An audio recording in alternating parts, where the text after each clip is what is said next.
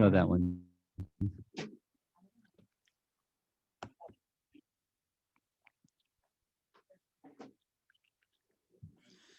Hare Krishna Maharaj, before you start the call, we want to, take your blessings. Want to sincerely thank you for giving your time for Do your ISKCON little of Orlando introduction, congregation. whatever you need to do. Sorry, Maharaj? Do whatever introduction you need to do while we're still getting ourselves set up here. Okay, sure, Maharaj. Again, we want to sincerely thank you from our heart for taking your time and giving us your guidance today. Definitely, devotees and congregation members of ISKCON of Orlando had a association with you multiple times, have personally met you and took blessings. But just for the, people who might have will see it on the Facebook, just to give some more introduction about Maharaj. His Holiness Romapada Swami Maharaj was from a small town, Utica in New York, and he has born in the year of 1948 in a very middle-class Christian family, and he is one of the 5 children within his family. Those who are very close to Maharaj says he's a very responsible person, very principle-centered, and highly achieved young boy in his very young age. And in July 1971, Maharaj had a first initiation Harinam Diksha from spiritual master Srila Prabhupada, and later received the Brahman Diksha in basically second initiation in 1972. Maharaj has spent many years in New York Temple and served as the temple congregational chanting Sankirtana leader. And for many years, Maharaj dedicated his time for book distribution.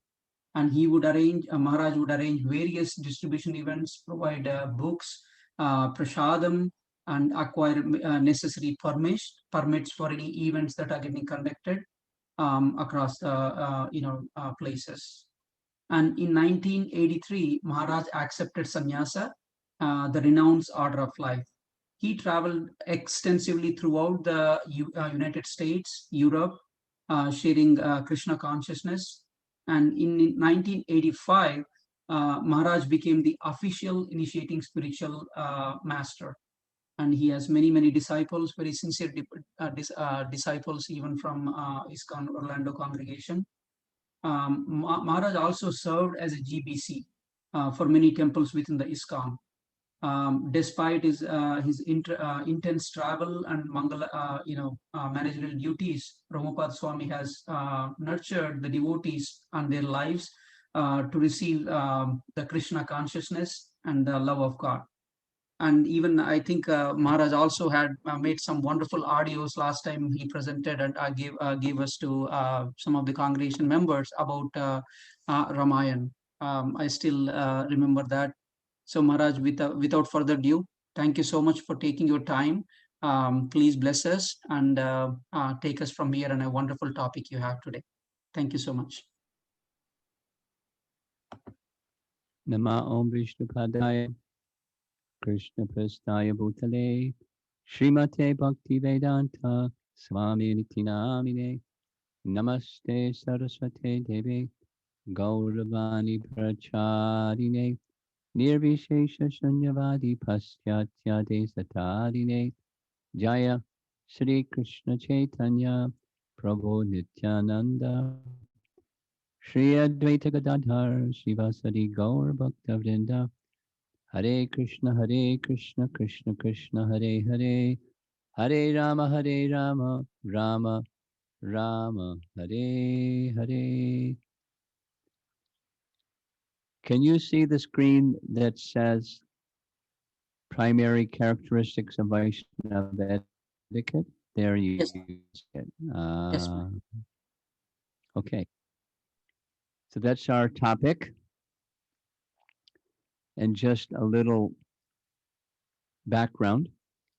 Over the Memorial Day weekend, because of the pandemic, many plans that people normally do Memorial Day weekend didn't happen. Instead, we went to, a group of us, went to the Harmony Collective, interesting name.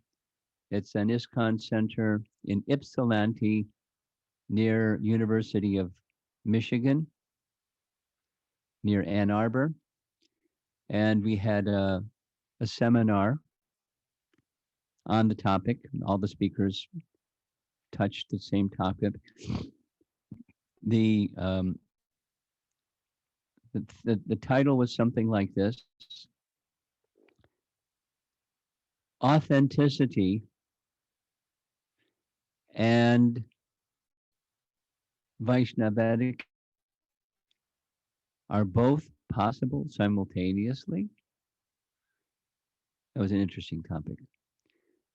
So this is on the Vaishnava etiquette side, and there are primary characteristics of Vaishnava etiquette. And the Sanskrit phrase, hopefully you can see, Sadachar Sampanna Vaishnava. Achar means behavior, Sadachar means good behavior or spiritual behavior of a Vaishnava. And sometimes we find this additional adjective, Sampanna, which means endowed and enriched with. A Vaishnava who is endowed and enriched with Vaishnava qualities or Vaishnava achar, Vaishnava behavior. So that's our opening slide. That's our topic for this morning. And one is to find a list of Vaishnava qualities is compliments of Krishnadas Kaviraj Goswami. The painting you see on the left side of the screen, that's Lord Chaitanya giving his blessings to Sanatan Goswami. So this is the section of Chaitanya Charitamrita where Chaitanya Mahaprabhu was giving teachings or instructions to Sanatan Goswami. And this particular verse is gathered together by Krishnadas Kaviraj, identifying 24 qualities of a Vaishnava. And I'm not going to go through them, but they're all standard qualities that one will find in scripture. But you see in red letters there, Krishna or Krishnaika Sharana, Krishna Eka Sharana, Krishnaika Sharana.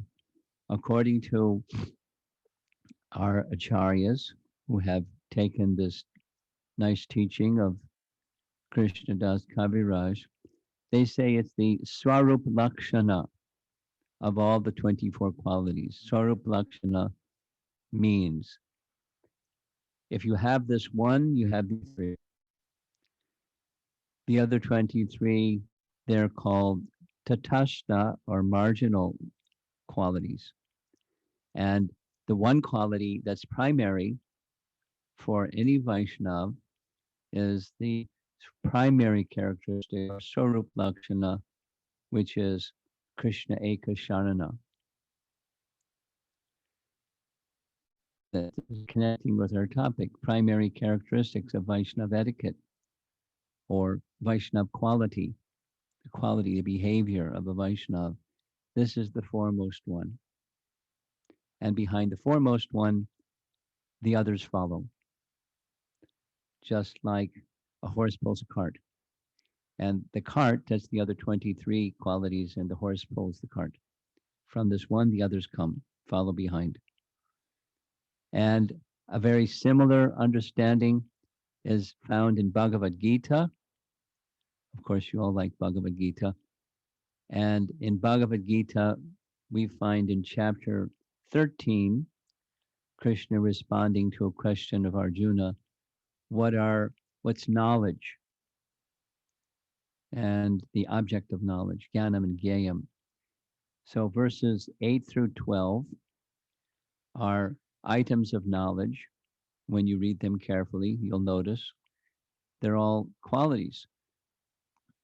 And you read the purport that Srila Prabhupada has written there, and he says the same, that this one quality is the Swarup, Lakshana, principal characteristic or principal quality or principal item of knowledge, behind which all other items of knowledge follow. The Sanskrit, of course, is different. Mai chananya yogena bhaktir avyabhicharini. So Prabhupada liked this word, avyabhichari bhakti, undivided devotion, where there's ananya yogena, mai chananya yogena. There's no other um, place for taking shelter in bhakti than Krishna. So that's the principal characteristic. And from that, the other characteristics come, the other qualities of knowledge, the other qualities of Vaishnava etiquette and Vaishnava behavior come. We find something similar in Bhakti Rasamrita Sindhu, where the language of Rupa Goswami is Guru Padashraya. Now, it's not the same list, the list of 24 found in Krishna Das Kaviraj's writings, but his explanation is that Guru Padashraya is the doorway through which all other qualities of a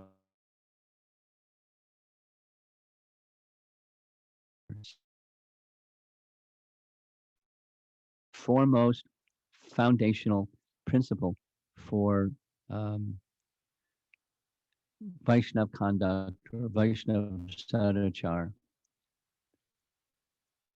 is Guru Padashraya, taking ashraya, shelter of the feet of Guru. We know this term devotion in terms of the 64 items of devotional service. We're less familiar with Bhakti Rasamrita Sindhu because Prabhupada translated it as nectar devotion. So that's the section, the 64 qualities. And as you know, the first of those 64 qualities is this one. It leads into all the other characteristics of devotional service. Guru Padashraya.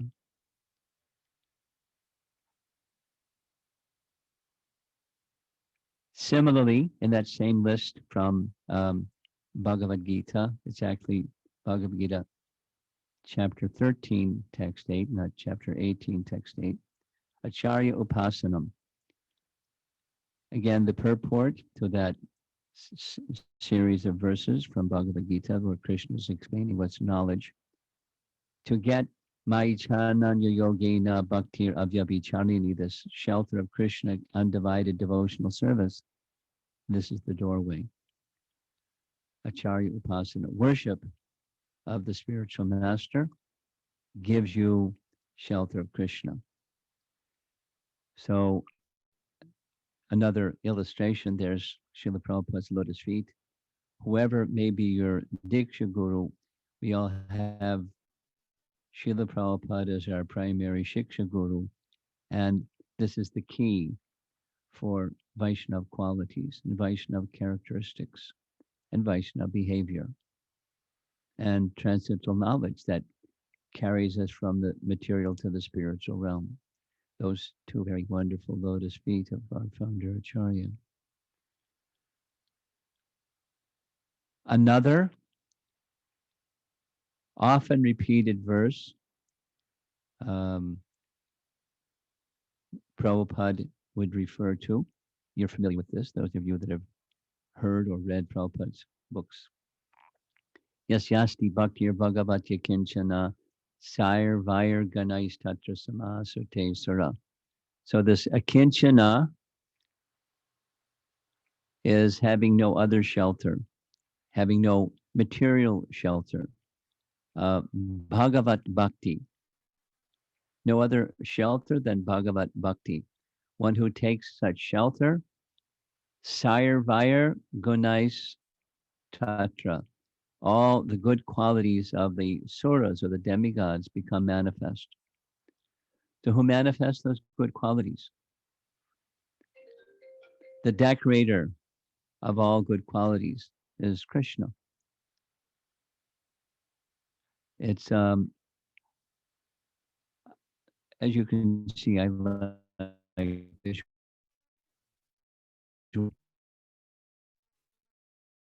Supposing you're decorating the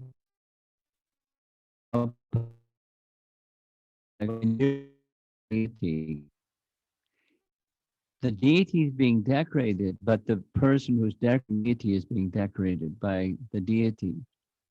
And what Krishna decorates that decorator, the worshiper of the deity with, is good qualities.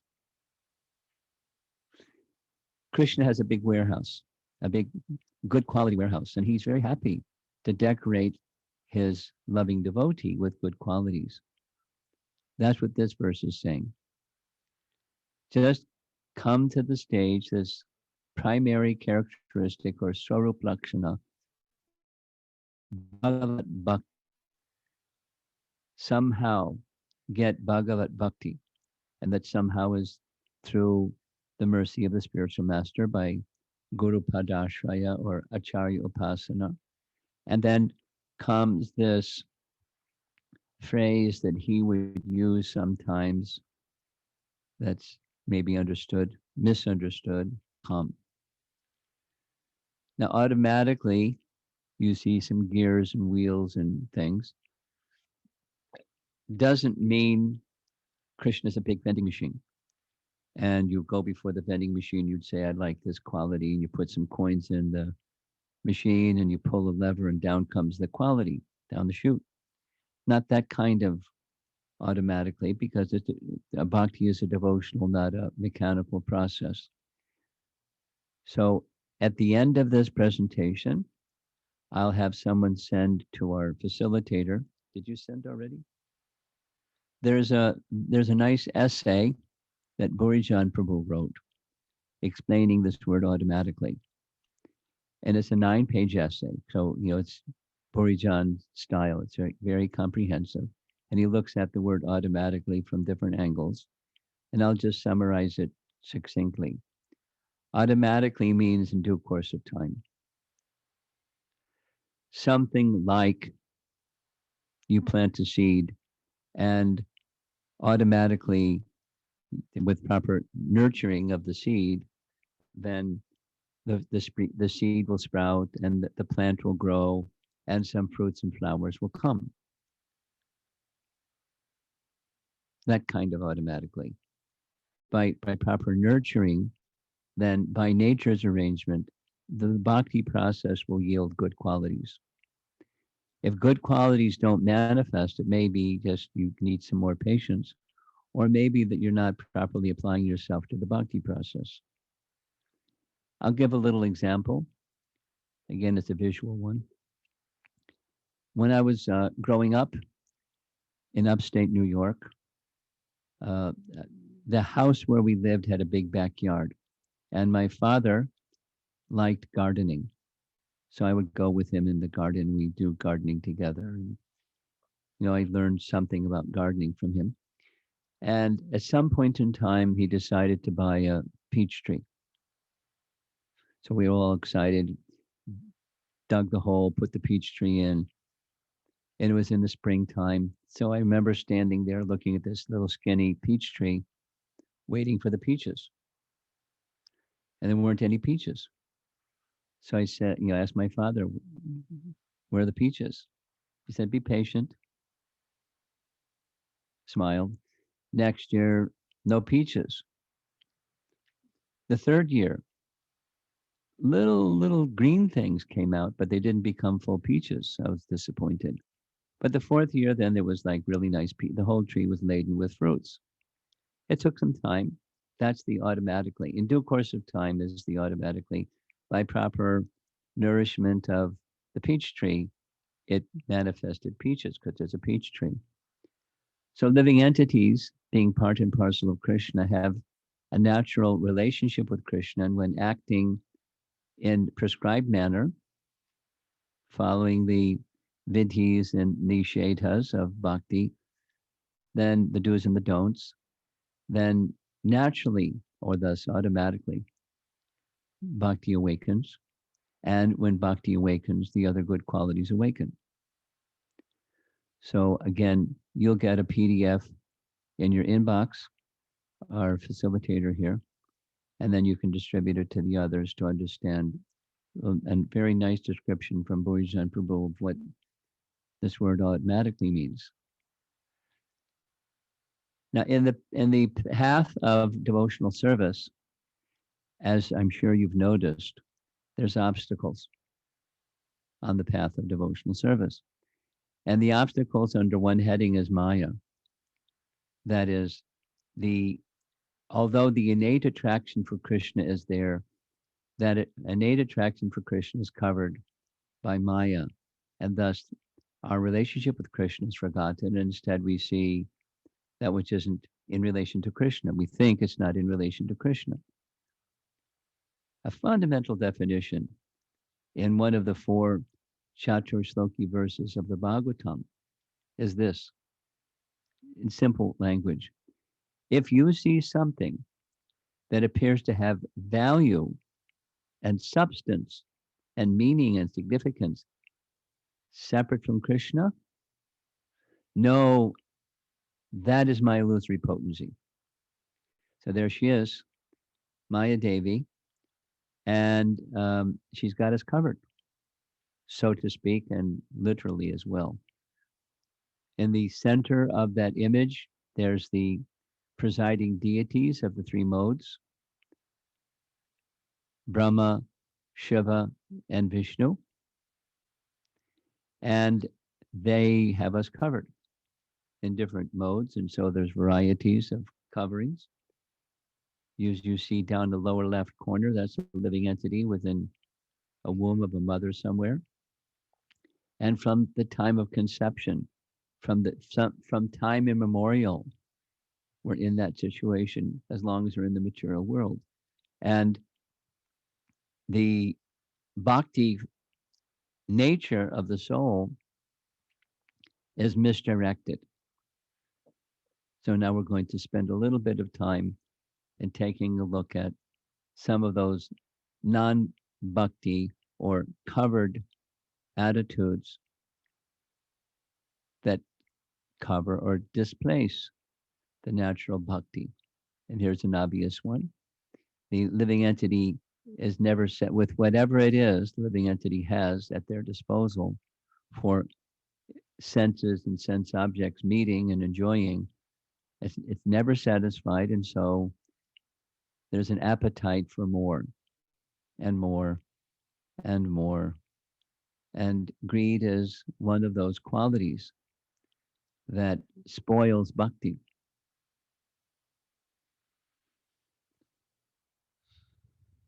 And it's a problem. It's definitely a problem. Uh, here's another one. It's not there's only one. Here's another one, envy. You can see the cartoon little drawing. One is envious of the other, another is envious of the other. Whatever one has, the nature of envy is what somebody has, I wish I had. And then the other is thinking that somebody has, I wish I had, and that's the nature of envy. The nature of envy is rooted in our envy of Krishna, because what somebody has, where did it come from? That's something that somebody has. It came from Krishna. So if I'm envious towards someone, I'm envious towards Krishna because Krishna is the source of what they have. And that's just only a small part of what Krishna has. But you're envious of somebody or something, you're envious of Krishna. Behind envy of another is envy of Krishna. So guess what? The way to get rid of envy is to restore a relationship with Krishna. Very simple, easier said than done, because sometimes we find this Uh, envy is like a hungry demon with lots of sharp teeth, which can eat away any positive qualities. There are two that have especially effective um, destruction of good qualities, because we're speaking of Vaishnava qualities or Vaishnava etiquette. And envy, if you have, if anyone has good qualities, envy will take them away. It's very insidious, envy. Say it again. If you have some good qualities, and amongst those good qualities, there's this quality of envy of others, your good qualities will disappear. They won't endure. Now, I was asked specifically to speak on this topic, so I'm going to do so. How to strive to be the best without harboring envy, and how to always appreciate Vaishnavas. So I'll say three things. One, um, Krishna Ekasharana. Good qualities will displace the bad qualities, and the good qualities is if you take exclusive shelter of Krishna, Krishna Eka Sharana. Because if you take shelter of Krishna, you're not going to be envious of Krishna. You're not going to be envious of others because you're not envious of Krishna.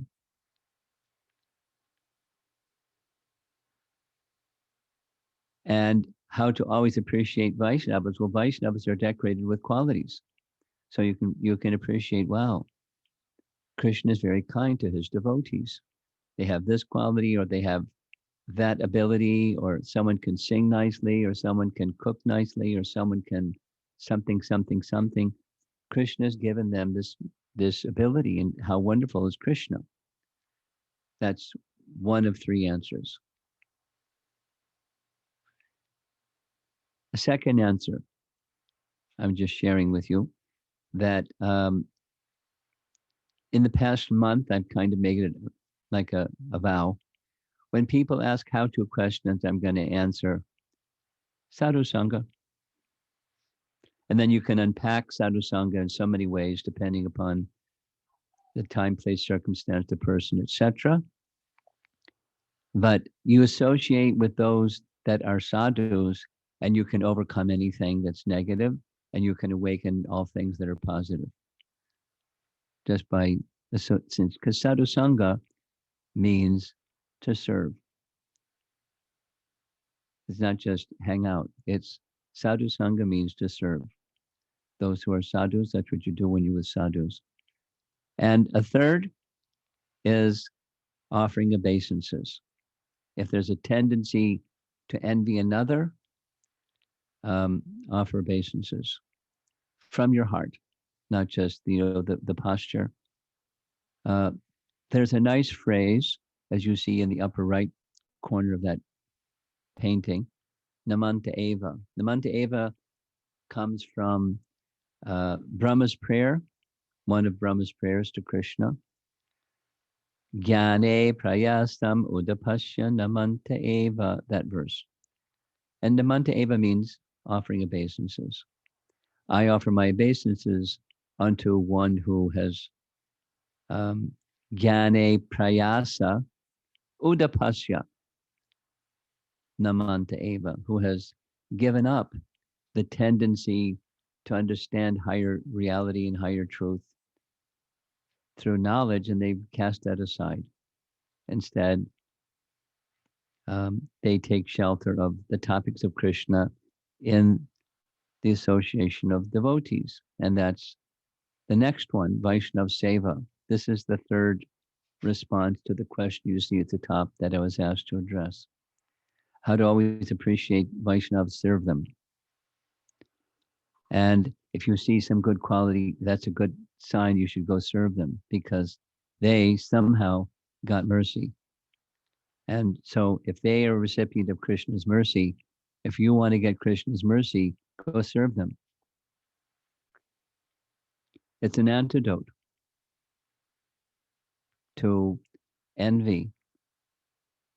And sometimes you may find yourself endowed with some capacity or ability or skill or something. And then there's a tendency for pride. So these two, I'm making note, pride and envy, both have the quality of destroying good qualities. I'll say it again. Pride and envy are very, very insidious. They have the quality, capacity of destroying all good qualities. Beware of pride. These are undesirable qualities, or they're coverings of the soul. And when you're holding on to pride, you can't take help from others. You're in a precarious situation. And keep going. And there's the whole anartha nivritti process, making the heart free from unwanted contaminations within the heart.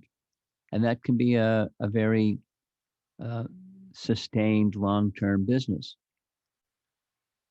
getting on the other side of unwanted qualities, because they keep appearing, and then there's more. So it's a heart cleansing process, the bhakti process. There's a very nice teaching I like, so I'm going to share it with you. This is from Uddhava Gita. Krishna's speaking to Uddhava. I like the graphic. On the left side, you see a bird cage, and the cage door is open. And while the cage door is open, the bird is flying. The bird is flying toward Krishna. That's freedom from the bondage of material desire. Here's Uddhava Gita. It's Krishna. I mean, the author at the bottom, it says the Avadutta Brahman. It's Krishna speaking to Uddhava, referring to a conversation that this Avadutta Brahmana had with King Yadu. So rather than all the background, here's the verse. Really simple. Material desire is undoubtedly the cause of the greatest unhappiness, and freedom from such desire is the cause of the greatest happiness. There's happiness and there's unhappiness. The greatest unhappiness is material desire. Material desire, really simple definition. Turn away from Krishna, you got material desire. Turn toward Krishna, you have spiritual desire. I remember hearing this many times as a young brahmachari, so it went in. When you look at the sun, what do you see? You see light. And when you turn your back to the sun, what do you see? Shadow. And Prabhupada would say there's not a third thing. You're either, so this greatest happiness is seeing the sun, facing Krishna, like the bird that's flying towards Krishna. That's freedom out of that bird cage from material desire. Material desire, one more time, is desire that's of the soul that's apart from Krishna. I'm going to elaborate a little bit. I hope you don't mind. One of the things that I've been doing since 2010, except for during the pandemic, is I've been visiting China. You been to China? How old are you? He's 12. He hasn't been to China yet. Someday. I started at around that time, and I found as I was traveling around, lots of people said that they were Buddhist. And I had some kind of an idea of what Buddhism is because so many people were saying, I'm Buddhist, or that was my upbringing. I wanted to learn more about it. So here's some things that I learned. Many of you will know the answer to this question. The question is, according to Buddhism, the root cause of suffering is fill in the blank. Desire. Who said that? Ah, I thought it was your 12-year-old son here. The root cause, so now you learned something.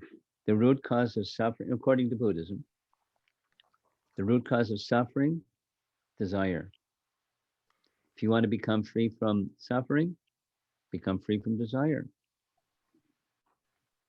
Not easy. So what's the method? Two things. I mean, keeping it really simple. One, live a life of goodness, starting with compassion, nonviolence, charity, cleanliness, truthfulness, mode of goodness, Bhagavad Gita, but mode of goodness. They don't say Bhagavad Gita, but it's mode of goodness. That's the incubation chamber. What goes inside the incubation chamber? Part 2 is mindfulness, or be in the moment. According to the teachings of Buddhism, past and future don't exist. Past doesn't exist anymore. Future doesn't exist yet. The only thing that exists is the moment. So be in the moment, be in the moment, be in the moment, be in the moment. And when we become really good at being in the moment, what happens next? You go on the other side of the moment. What's that? Nirvana. That's the goal. Nirvana. What's nirvana? Cessation of material existence. Same. Material desire is undoubtedly the cause of the greatest unhappiness. In fact, it's the source of all unhappiness. It's the source of all suffering. But the alternative for Buddhism is nothingness, because according to their understanding of nirvana, it's void. Shunyavadi. Now, hit the pause button, and now we're going to go to the Vedas. According to the Vedas, the root cause of suffering is, fill in the blank, ignorance. Listen to Prabhupada's lectures carefully, and you'll hear it again and again. The root cause of suffering is ignorance. And when ignorance influences the capacity to desire for the living entity, becomes ignorant desire. From ignorant desire comes ignorant activity, comes suffering. The root cause of suffering is ignorance. The solution, knowledge. Knowledge destroys ignorance, just like light destroys darkness.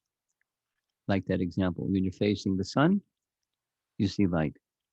When you turn your back to the sun, you see darkness. That's Maya. The absence of light is, the absence of Krishna is Maya. There is no absence of Krishna. Material desire is desiring separate from Krishna. Material desire is undoubtedly the cause of the greatest unhappiness, and freedom from such desire, not freedom from desire, but freedom from material desire, is the cause of the greatest happiness. And what's life like that's free from material desire? It's abundant spiritual desire. And what's spiritual desire? There's the bird flying to Krishna.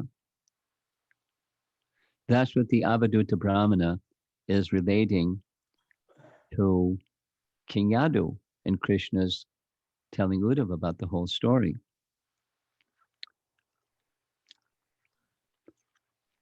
Same understanding found in Bhagavad Gita, chapter 6.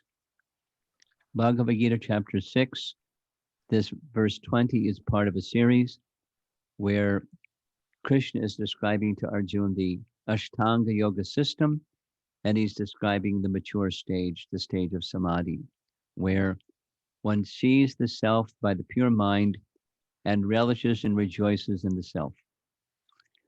In that joyous state, one is situated in boundless transcendental happiness, realized through transcendental senses. Established thus, one never departs from the truth And upon gaining this, he thinks there is no greater gain. Being situated in such a position, one is never shaken, even in the midst of greatest difficulty. This indeed is actual freedom from miseries arising from material contact. Now, material contact happens. You stub your toe. Ouch. But to identify with that, it's mitigated by experiencing the happiness that's within. So you're still aware of the pain of stubbing your toe, but it's not the source of your happiness or distress. So, can we go back to that image? There we go. We have this kind of phrase in ISKCON, being in the world, but not of the world. You've all heard that one before, I'm sure. Can we go back? Not in the world, but of the world. That's from Jesus. In the world, excuse me. In the world, but not of the world. So there's material contact, but it's not misery. I'm going to tell a little Prabhupada story. It made a big impact on me, so I want to share it. During the time of the Krishna Balaram installation in Vrindavan, you're all familiar with that wonderful event. It was very, very meaningful to Prabhupada. He really, really, really wanted to have a place of worship for the devotees to go to in Vrindavan. And so finally, when the temple construction was completed, he personally presided over the installation of Krishna Balaram. And there's photographs of Prabhupada turning after offering the articles to Krishna Balaram. You can't capture what the experience was in a photograph. My experience, it's embedded deeply in my mind. Prabhupada was radiating, literally, light and joy. With each article, he became more effulgent, and waves of joy were spreading through the temple room. Preceding that actual installation, it was the 3-day ceremony. In the main sunken portion of the Krishna Balaram temple was a yagya stala set up by the Goswamis of Vrindavan, overseen by Vishwambar Goswami. And so all the Goswamis of Vrindavan did it, so they couldn't complain it wasn't done properly. That was very smart. He had them do it. And while that was going on, Srila Prabhupada was conducting in the afternoons darshan in his room. I wasn't in his room, but I saw the consequence of what happened. When the darshan was over, the room was packed.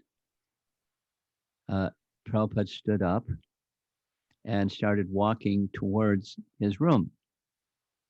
Those of you that have been there, you can picture in your mind that low table where Prabhupada was seated. As he was walking towards his room, to the right, there was a fireplace. Of course, there was no fire in that time of the year. But as he walked, somebody had some water and they spilled water and they hadn't cleaned it up. So his right ankle hitting the patch of water slipped and he twisted his ankle.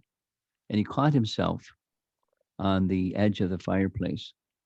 And there was some, twist to his wrist.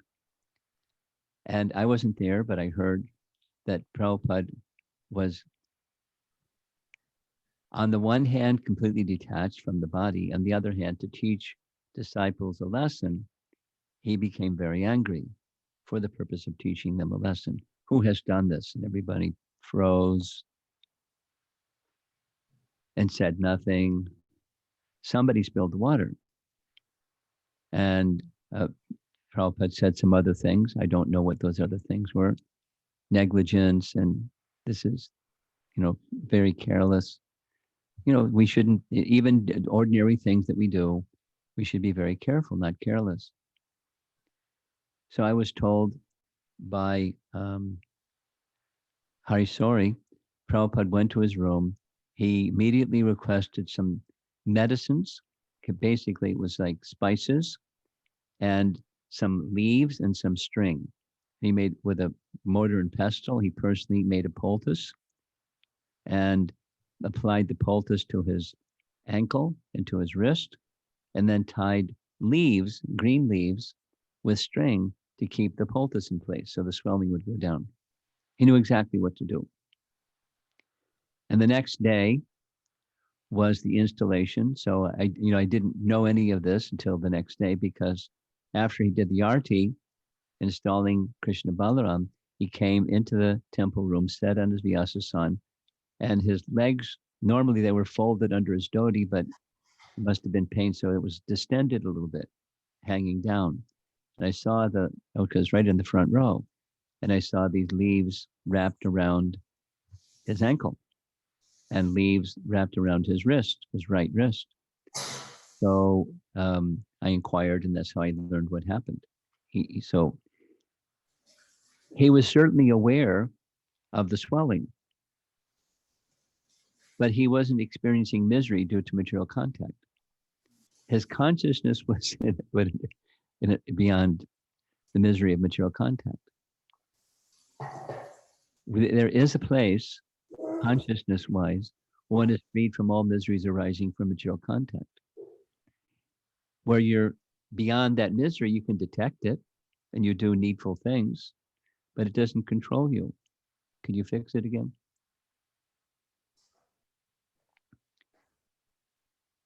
So this is beyond Maya, beyond the influence and control. And it's not just your own body and your own senses, it's the world in which we live. Those who are in that Krishna conscious space or place, they see all objects as meant for Krishna service because it comes from Krishna. So whatever it is and wherever you are and whatever you're doing, that's the consciousness of good character, good conduct, respect for others, respect for nature, not envying others, and not abusing nature like greed and other things. That's the root, back to our original topic here, the primary characteristic of Vaishnava etiquette. Now comes the final big question. Is doing this, we're in the practice stage, we're not there yet stage. We belong to a club that has a certain name. I'm not there yet club, the sadhana club. So is it authentic to cultivate Vaishnava qualities even when you're not there yet? You know, these days, there's a question from younger generation people, you're a newer generation, we're millennials, and, how, is this applicable, and how to make it applicable and things like that. The principles are, the answer to this is the principles are eternal, and the application may look a little different. It may sound a little different, but when it's principle based, the authenticity of who we really are becomes awakened. It's natural to the soul. It's authentic to the soul. And according to our particular conditioned nature, we may apply ourselves to those principles in incremental degrees, in different languages, in different cultures, and so forth and so on. But it's certainly authentic. Just a little sharing. Here in America, it's different ages and different ethnicities of people and how they apply it. A big one, of course, is millennials, but people from different. You're down there in Florida, and there are lots of Hispanic people in Florida for various reasons. So can Hispanic people take up Krishna consciousness as easily as anybody else? And what does it look like, and so on? In China, you might be interested to hear. They have this acronym KCCC, which stands for Krishna Consciousness with Chinese Characteristics. Because the culture, let's say the culture of respect, is part of their culture. The culture of charity is part of their culture. So how do you give that culture respect? It's Krishna consciousness with Chinese characteristics. That's authentic. It doesn't change Krishna consciousness by giving it Chinese characteristics, or it's that, because that's not the essence or the principle. The principle is the principle, and the detail is the detail. So, is there authenticity in cultivating a life of Vaishnava qualities? The answer is absolutely. It may look a little different here, a little different over there, but it's natural to the soul. All souls are going to meet in that same place of spiritual authenticity. And here's our final slide for this morning's discussion, Mahamantra. The entryway into this Krishna Eka Sharana and the Guru Padashraya, these two items that came up in the very beginning of the class. This is our primary access, our association with Krishna primarily, initially, and in the middle and in the end is the Hare Krishna Mahamantra.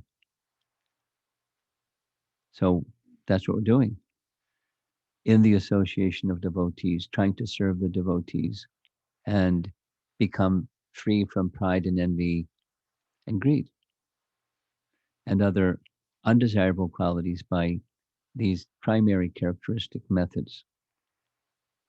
So now we're ready for some discussion.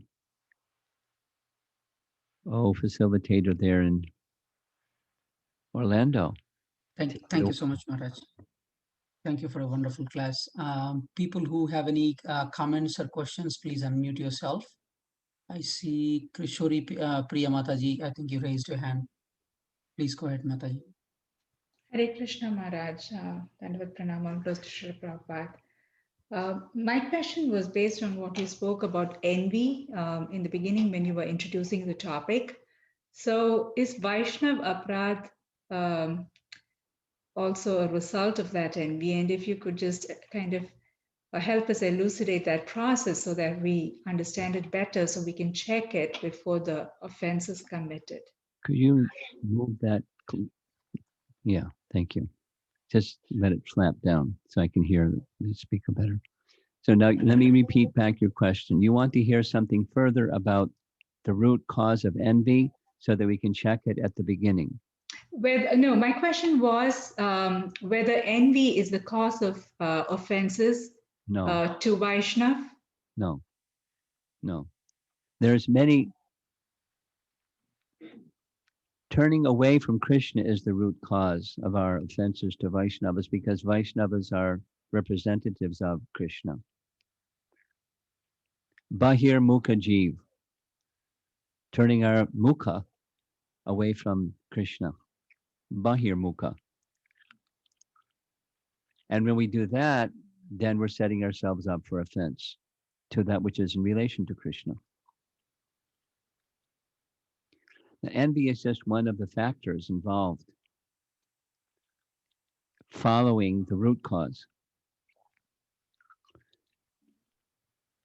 And therefore, when you know the root cause, that's where you go. That's where you turn your attention to is the root cure.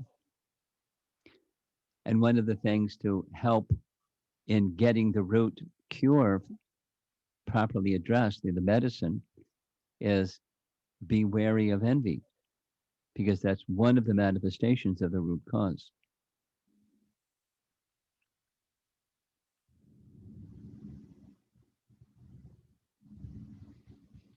Thank you, Maharaj. Rama Prabhu, I see you have some comments or question. Hare Krishna Prabhu, Dandavat Pranam. what is the responsibility, or what does an aspiring devotee do, even if he's not the subject of any envy? If he sees envious behavior, do we have a responsibility, or should we just ignore it and chant? What should we do is my question. And my answer is it depends. It depends on your relationship with that person. It depends on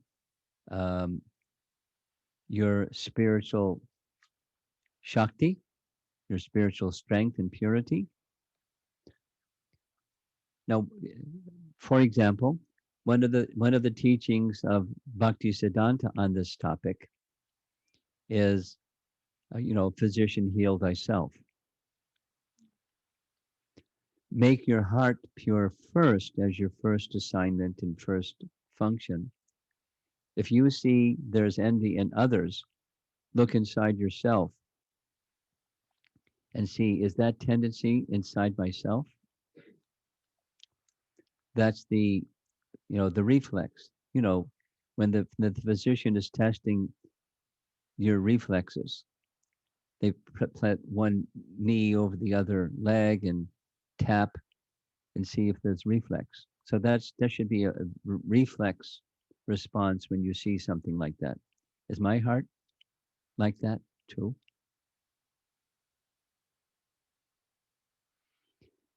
And then after doing those things, those can happen very quickly.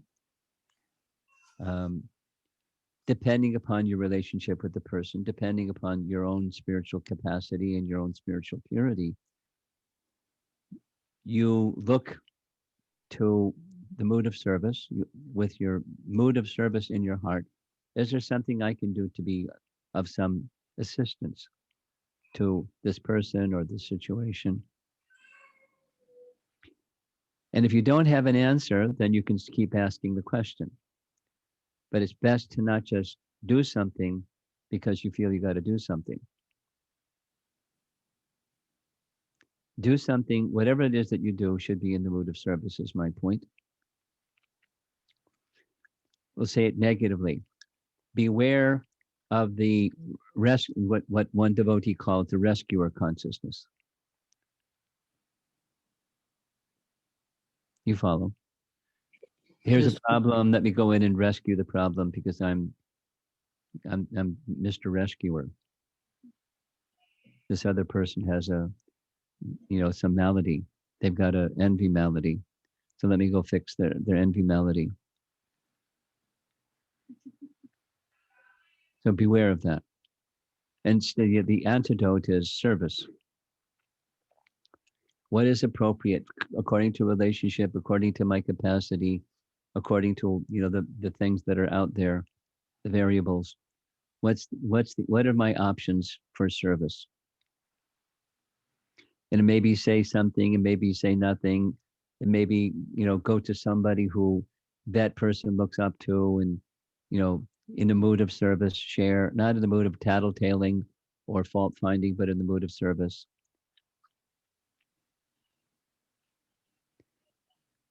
As I'm speaking, I'm thinking about such a situation. And the real business is the well-being of the individual. And if we think about the well-being of the individual, then we're more likely to come up with something that's going to be of value or of benefit to the situation than if we're not thinking those ways. That is to say, Krishna will give you the intelligence. More likely if you're in the mood of service than if you're in the mood of the rescuer. Those are my thoughts. Thank you, Prabhu. Hare Krishna. Thank you, Brahmaji Prabhu. Dvaipan Prabhu, I see you raised your hand. Have a comment or question? Hare Krishna Maharaj, Dhanwad Pranam. I see your hand there on the screen. It looks cool. Thank you so much, Maharaj, for this wonderful class. From a little experience, I would say, when we have a little bit of a far away relationship with devotees, I see the situations of, envy could be there, but it doesn't develop in a way. It's more of respect and acceptance of, yes, I need to do this. This so and so Mataji or Prabhuji asked me to do this, I'll do that. But when we become too familiar with each other, Yeah. and it's something hard to avoid, of course, and that's when you seem to know, oh, I know he doesn't know much, she doesn't know much, I can do it, like this. So this kind of habit develops towards responding to the person's personality.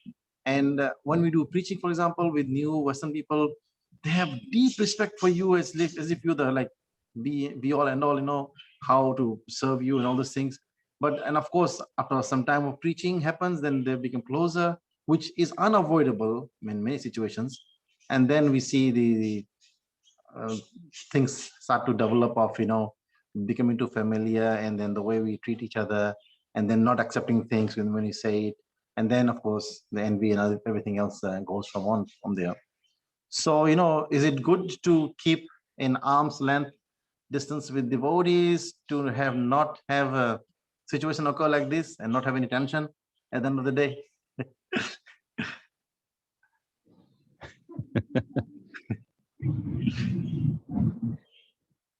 Let me mute my I got the question. I was interested and amused with the way that you're depicting the question. It's business as usual in conditional life. Now, your question specifically is, should we, to avoid those circumstances, keep an arm's length? And my answer is, it depends. We don't enter where we're not invited to enter.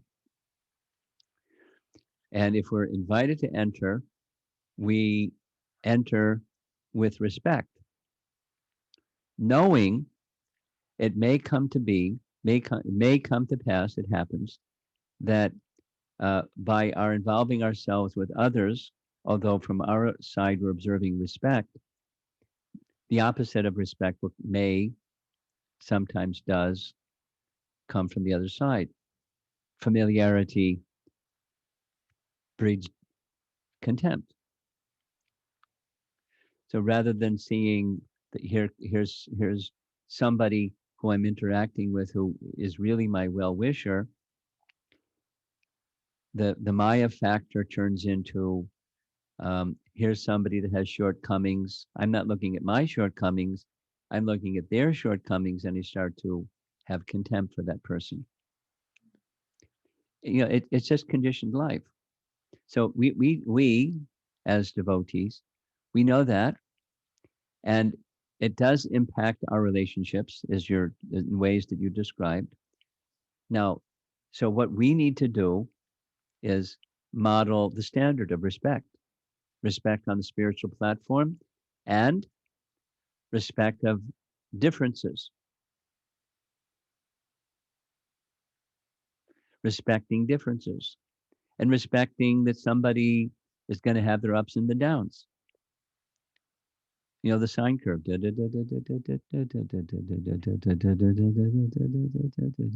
And sometimes they're quite nice, and sometimes they're like, what happened to this person? So we just accept that the persons we interact with are going to have some of their ups and downs, and that's just part of what it means to be an emissary of Lord Chaitanya Mahaprabhu. It's going to be there. And we just continue to respect. We can still continue to discriminate and, be more cautious when somebody has higher ups and downs than others. And, to proceed with guidance from Super Soul, but still respect. So then, my answer again is, it depends. But it's not so much stay away, but it's don't depart from respect, because respect keeps the distance. or it's like deity worship. Those who are not brahmanas don't stand on the altar. They stand at a distance. But those that are brahmanas, they can't stand at a distance. They have to get right next to the deity. So how to protect one from making mistakes of taking for granted or taking as if material. If you're a brahmana and you're worshiping the deity, it's respect. That's a matter of the heart. So same principle in preaching. We know that there's risks. When we enter into that territory of extending Lord Chaitanya's mercy, there's risks. And we always maintain respect. Even if someone does their down instead of up position in the sine curve of their interactions with us, we're cautious. We're accepting what their condition is. And we modulate how much we extend depending upon the relationship and the person and all those other variables. Krishna gives the intelligence.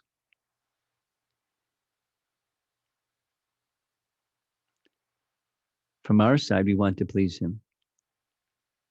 We don't want to rescue somebody. We want to please Krishna.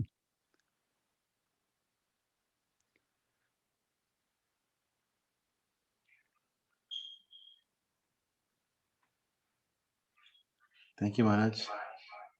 Our moderator, you want to help us?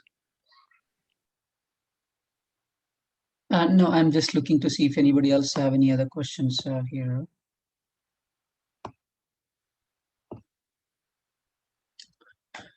No, thank you so much, Maharaj, for patiently giving. These are very tricky questions. There is no easy, straight answers. Hard to implement. Also, it takes time to implement. Yeah. One step at a time. A pure heart is necessary to even go one step at a time. So that's where our primary focus is, internal purity. And may we become instruments, ever better instruments of Lord Chaitanya in his mission. So thank you very much. Prabhupada ki. Jai. Once again, thank you so much, Maharaj. Looking forward. Holiness Romapada Maharaj ki jai.